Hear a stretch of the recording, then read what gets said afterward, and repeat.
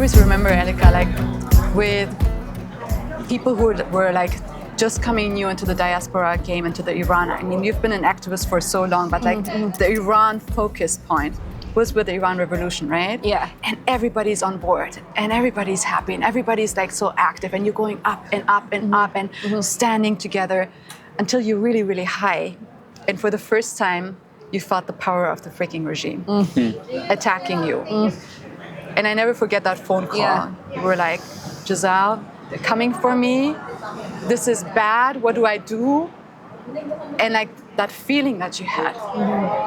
Can you tell us like whatever you want to talk about that time, because it was a horrible time. It's a horrible feeling. I never forget it. It's like a permanent, you know, I don't want to say trauma, but it kind of is, you know. Yeah. I think the thing that I always had in the back of my head was like every single person that's come out for Free Iran, it has the same thing happens to them, okay? The character assassination, the rumors, the lies, the da-da-da.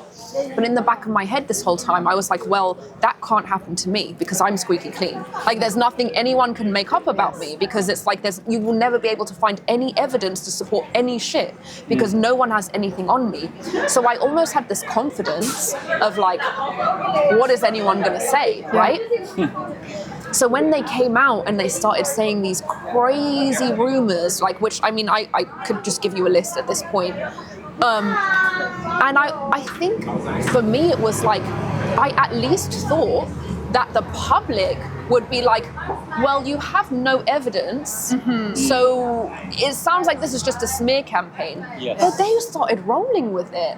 And I was like, oh, okay, so this is how it happens. So the rumor is invented by whoever it is, the regime, whatever, and then you mix that with all the people that want to tear you down because they don't like you. Exactly. And they don't need evidence. No. They just say, I heard it, so it's true, guys, tell everyone you know. And I was like, wow. It's never about evidence. It's just to throw something out to create doubt, right? That's all what we they were need. talking about. That's what we were talking about. I experienced it too. Yeah, so this is what we were saying, like, the goal is to never prove anything, because you don't have to prove anything. As long as you sow enough doubt, a seed of doubt in someone's head where they're like, you know what, I don't necessarily believe it, but I don't think I'm going to repost this person just in case it's true. They've succeeded. They didn't need to prove it. They just needed to sow that seed of doubt, right? So they say something about Giselle's dad, and people are like, well, maybe I just won't support just in case, you know, that they've won. They've won. They don't need any evidence. They don't need to prove their case. They don't need to do any of that. They just need to sow that one seed of doubt, and they do it for every single person that becomes a threat. The seed of doubts get thrown in there. You know, we also were discussing this. Their advantage, the other side, is that they are all together against the isolate one.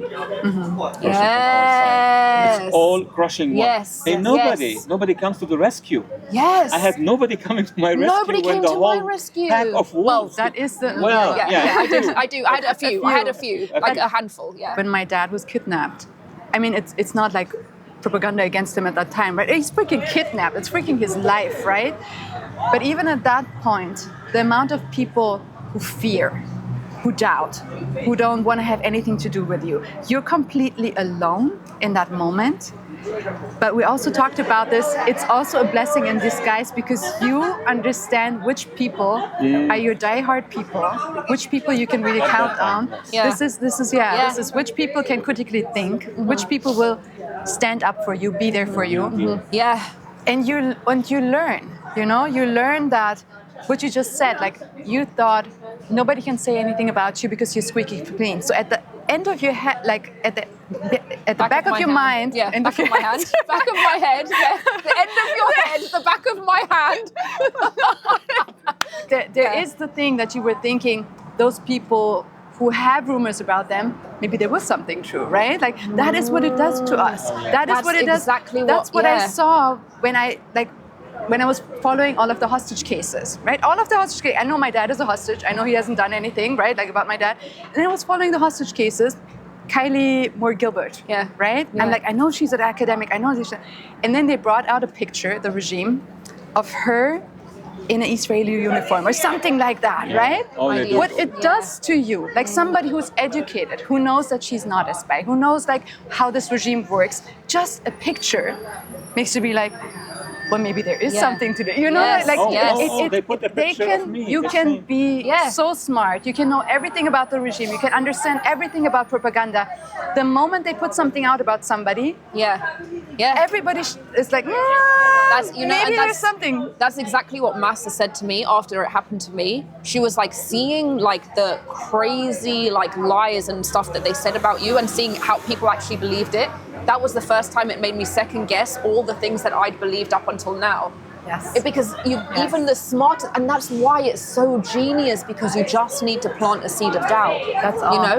You know, let me give you an example, really striking to me in my case. So in 2011, Mother Jones published a big hit against me. Yeah. And they post a picture of me when I was younger in Lebanon, of course, on a desk, and they said, "This is Walid Fares mobilizing the militias."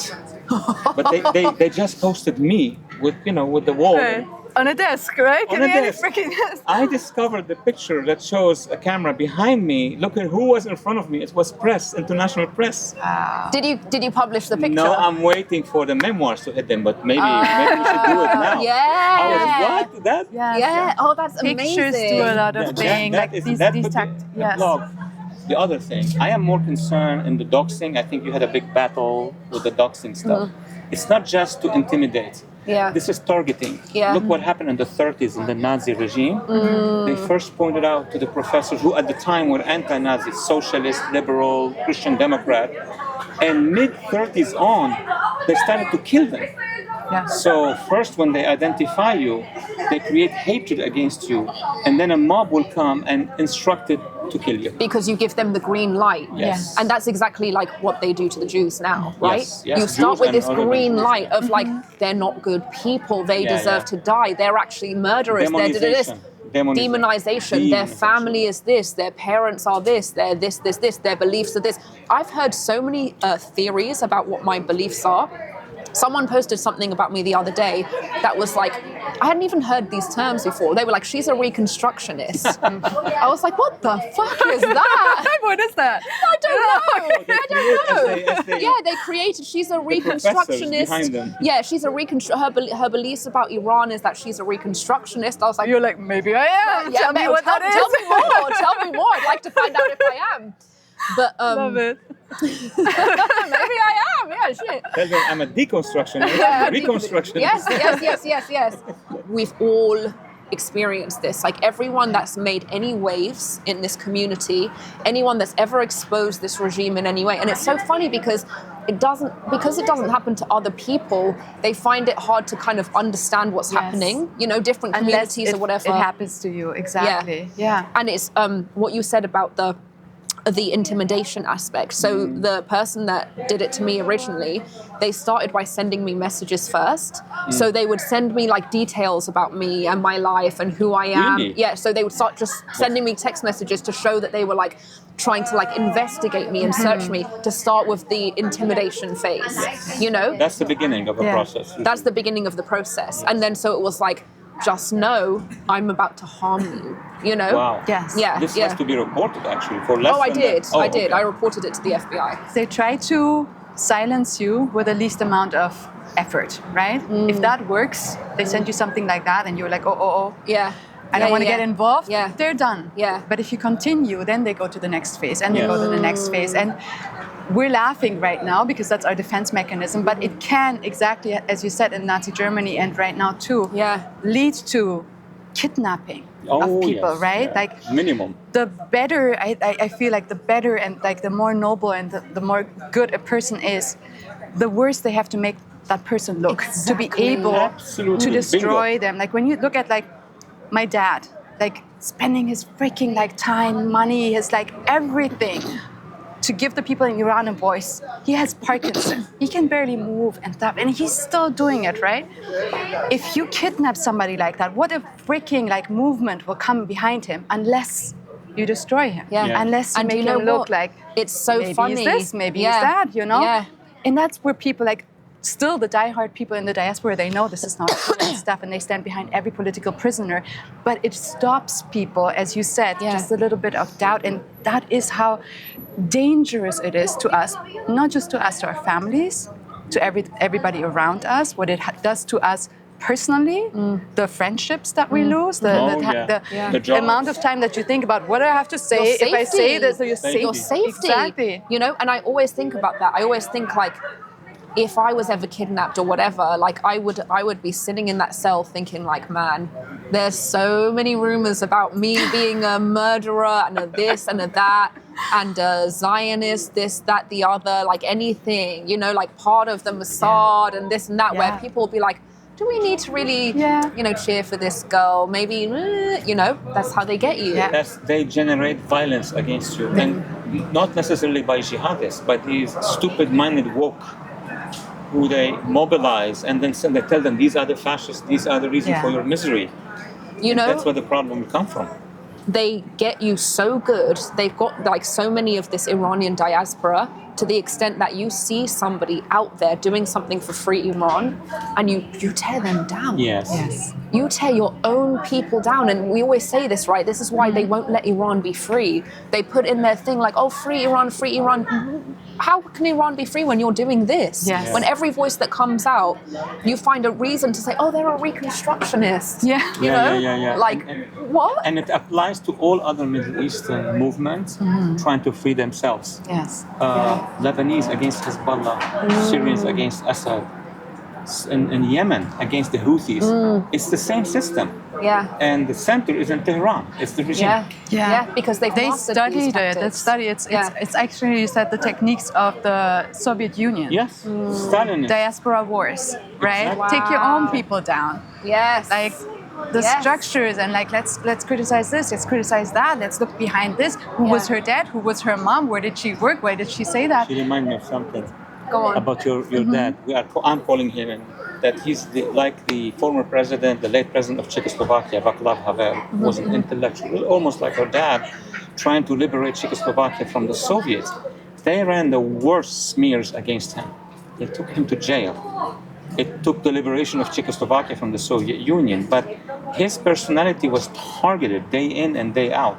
That's the first part of the battle. Once they demonize you, you're half cooked, you're half done. You're half cooked. Yeah. That's exactly right. And the thing that I think we struggle with is trying to get people to understand this, you know, because they'll go after any community that you show support for as well, like the Iranian community, the Jewish community, the this community, the that community. Regular people just fall for it. They would repost something, but somebody going out of their way. Instigating. Exactly. You can see, like on Twitter and Instagram, it's very easy to see like who are the regime agents, because the moment something happens, they have a tweet thread of every picture, where you were, and then this quote. Like imagine the time that you must do, like, you know, like sitting there, finding these quotes, finding these, it just takes too much time. They're connected directly to Ministry of Intelligence, which is moist. They are quick. They have an archive of stuff. They send it out. Oh, Elica's big now. Elica did this and that here. Bang. Bam, bam, bam, bam. This is the stuff that comes out. Then you have the people that are just the followers, reposting it, doubting, thinking. The people that always hated you, I hate it. Why is she so popular? Let's bring her down. And those ones help spread it. And that's the problem. And you know what I do now is that I draw lines and boundaries with this now. If anyone comes to me and says to me, oh, someone said this rumor about you, I say, okay, so who was it? And what did they say? Oh, I can't tell you. Okay, so this will be the end of our friendship. I'm allergic to this. So you give me the full name in writing, and you write down on a piece of paper in testimony what was said, who said it, or you and I will never be friends again. I like that. Exactly. And everyone's like, oh my God, no, but I didn't think. And oh, so you thought it was okay to protect this rumor that destroys my life, and you don't want to help me protect myself. Yes. Because when push comes to shove, someone that's sitting there saying like, oh, well, I heard, okay, say it in a court of law. Say it in front of the judge. Exactly. If it's true, you're going to be protected, right? Come out. Tell me what's your name. I like that Let me confront. I love that. Listen, we're not in the Islamic That's Republic. yes. We are Lawyers. in. We are not. Listen, we are in the United States of America, okay? We have a confrontation clause which gives you the right to confront your accuser. You go. Face me in court. Tell me in court. Exactly. If you're so sure that everything that you're saying is true, truth is protected. Yes. You can't sue someone for can't defamation. sue, exactly. Say it in a court of law. Say it in a court. This is And not then suddenly gossip they girls. just like- So-and-so said, da. This is dangerous to our security. So you're yes. doing the exactly That's right exact- thing. and then- Wish everybody would do what you're doing, you know, to stop this and to Yeah. understand the dangers of it. Right. How many? And, you know, it's like it's a line, because it's like if people gossip about me, that's fine. Like people were telling me yesterday, like, oh, this person says you're dating this person, this, but that's fine. Yeah, of That's course. normal. When I hear that room, I'm like, whew. Just that I'm promiscuous, you know. That's like in the better category of rumors, you know. Yeah. Can we talk about good news? I have one question. Good news. Yeah. What's happening? I mean, you wrote about it, posted about it.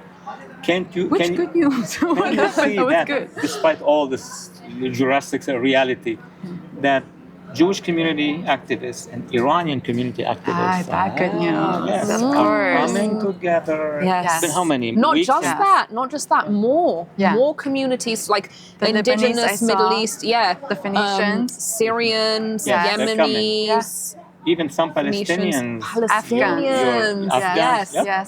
my little Palestinian clan, Yes, yeah. Afghans, Yes. yeah, We were part of a coalition that went to the United Nations. It had Syrians, Kurds, Lebanese, Iranians, of course, she represented them. And the impact on the United Nations, that's a different subject, were very important. So the impact of these coalitions coming in demonstrations, there was a demonstration with Iranians and Jewish Americans and Lebanese. She detected the flag of the Lebanese coming in now.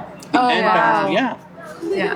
So Yeah. these are little good news. yeah. These are little good news, but we also have to talk about like the responsibility of everybody, Yeah. you know, Yeah. because I see like wherever you go, like on spaces, on air and stuff, like people love you, like people freaking love you. They're like, Elica, like, oh my God, I can't believe I'm talking to you, la la la la. Bashwanara, Elica. Fantastic, right? Yeah. You love me.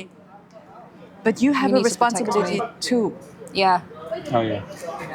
When they're attacking me, you know, it cannot be me alone Yes. Right. standing there, hitting them like left and right, protecting myself, right?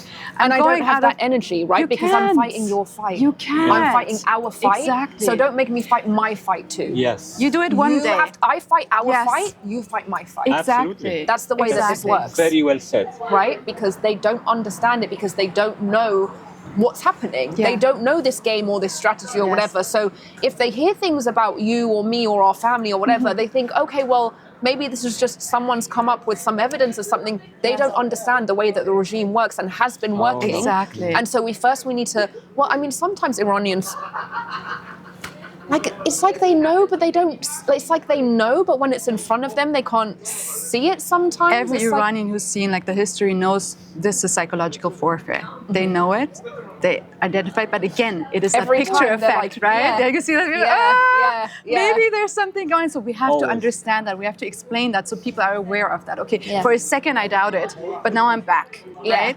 And yeah. you don't even have to fight. You don't have to go out there and say like, no, how can you do this and that? The easiest way is just like liking stuff. Yeah. Commenting stuff, you know, like when I feel really like smashed and down, I'm like, can I take a break from this fucking world and not be the daughter of a freaking hostage right now? Like, I go back and I read these messages, you know, I'm praying for you, this and that, like blah blah blah, I love you. Like just like these little things, people think it's nothing, but going there and putting that comment It's everything. is everything, because we have a problem with the silent majority. The Yeah. silent majority Yes. loves your videos, sees what you're doing, enjoys it, and is silent. Do Yeah. nothing. Yes. Do you know what the other problem is? It's almost like people understand the importance of pushing back against a narrative, but they don't understand the importance of protecting the people, that are delivering the right message. Yes. So that's, I think, one of the things that needs to, like, they think like, oh, well, if these people go down, I mean, is it really that big a deal? I mean, it's everything. It's everything. Example, when a public voice, we're a public voice, we're all public voices. When you are attacked, What you need to get is other public voices coming and standing with you. And we mobilize everybody, surround you. Exactly. That's what they do. Yeah. They have Yes. coalitions. Yes. We are now building our Yes. coalitions. Same applies to us. Yes. A lot of the time, what these people are doing and assessing, right, whoever it is that's behind this operation, what they're assessing is not should I, shouldn't I, it's how successful will I be? Yeah. Who will push back? Yes. Will I be exposed? Like how, like, And we I can saw tell it you now- working. Yes. Remember, we saw Yes. it working when they started to attack you, and every Iranian went out there and said, Yep. "You Yep. cannot make Iranians shut up." Yeah. Everybody Iranian made women it. won't be It won't be silenced. silenced. Everybody made a video. Manotor, Yes. Pahlavis, Yes. Nufti, Yeah. everyone came That's out. the way. And then they learned, And okay, it stopped. They right stopped there, right? Yeah. They stopped there. And then we're going to widen it to become Middle Easterner. We're going to beat Yeah. them at their own Yeah, game. Yeah. yeah. If they come Yemeni jihadists, Sudanese jihadists, we're going to do the same. Yeah. Of course, the Iranian community is the largest here in America, but then Yeah. the other communities are not bad. Yeah, they're not Lebanese, bad. Syrians, They're not Egyptians, no, in terms of size. Yeah, and yeah. influence. Yeah.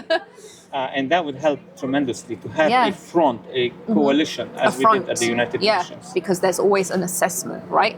How successful will I be in taking them down? And if they watch and they say, wait, this person is protected by people with very large accounts. There is a price. They're like, there's a price to pay for my conduct. Yes. Yeah. I'm not going to be successful. There's going to be a backlash.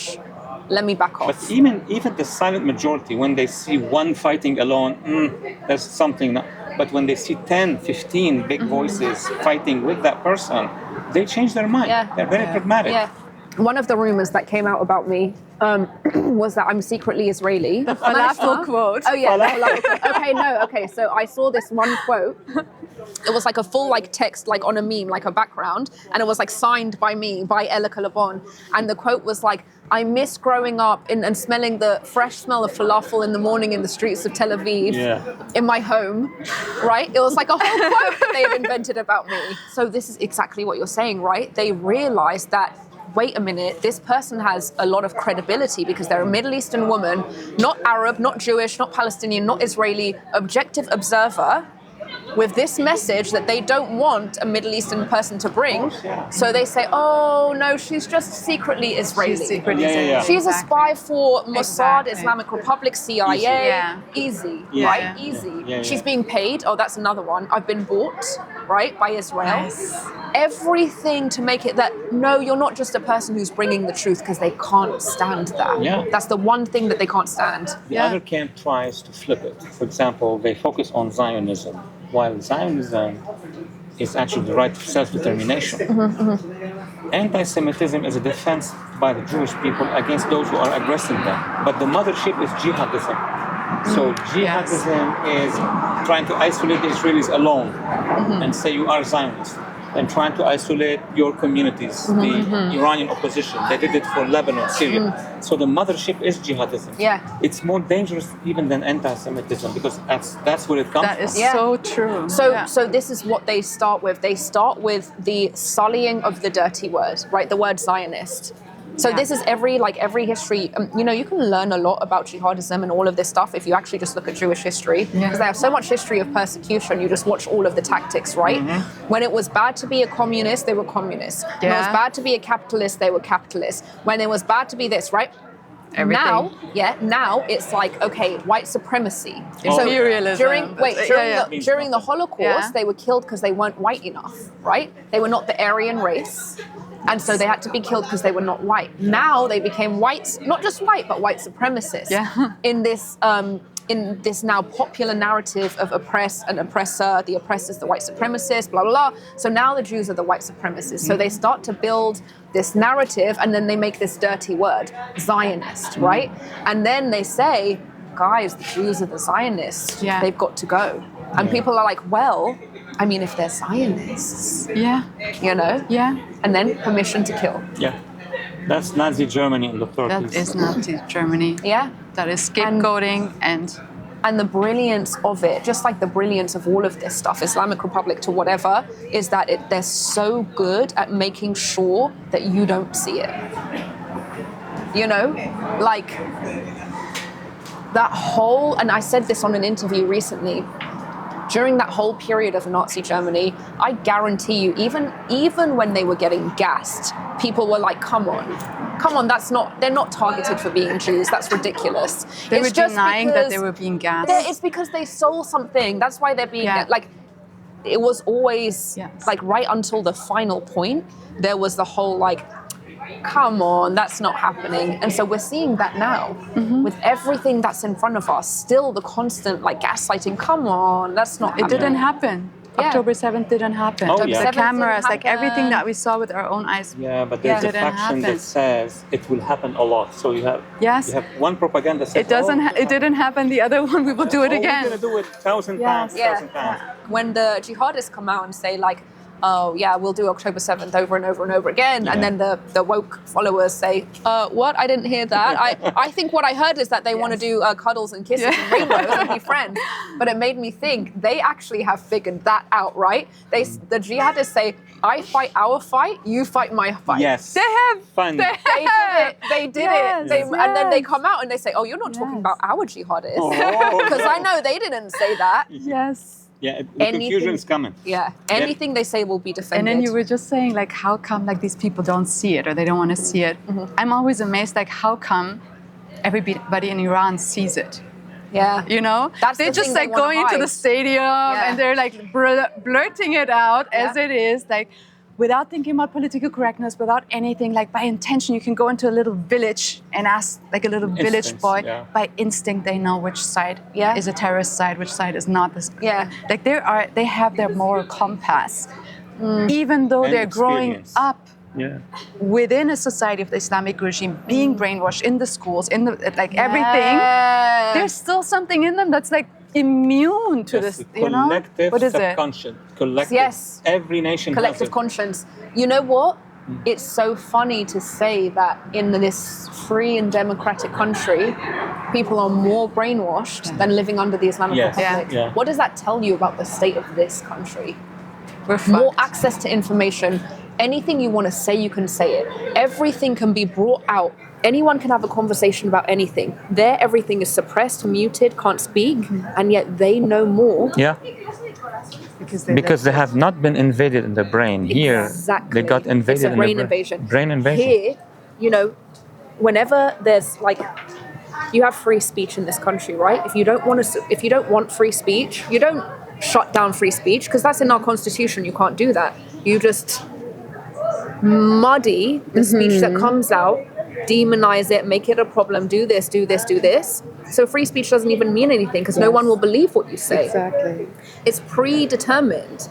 They come out and they say, there's no other side to this story. There's only one side to the story, which is the jihadist side, right? And if anyone tells you that there's another side, here's a pamphlet with all the information. What you gonna say? That's the old Bolshevik method that became jihadi method. They are intertwined.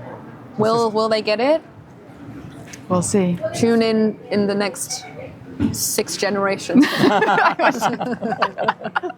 Hopefully not. Did we save the world? Zoom, fast forward. On our way. We're very close. That's my feeling. You think so? We're very close. At least like what the Islamic regime's downfall. Very, very close. I've never seen it so close.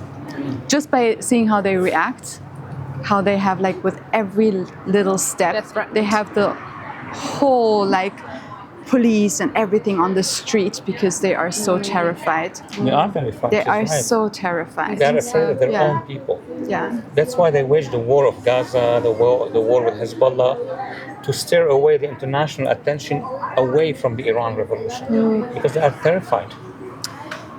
I fear what the West, what America will keep doing to empower them, and I don't know. It's a race between either the regime falls or our system will fall. It's one or the other. That's it. Yeah. That's it. If the regime doesn't fall, it's going to be a domino effect. If that stays up, we go down. We go down. If we stay strong, they go down. So the responsibility of the Iranian opposition is huge. It's not just Iranian. It's the world. Worldwide. It's the world. And we've been saying this from the beginning. The new earth is going to come out of Iran. Yes. Yeah, I believe it. And among the opposition in Iran, women are now the forefront. So ladies, what a historic moment. No pressure.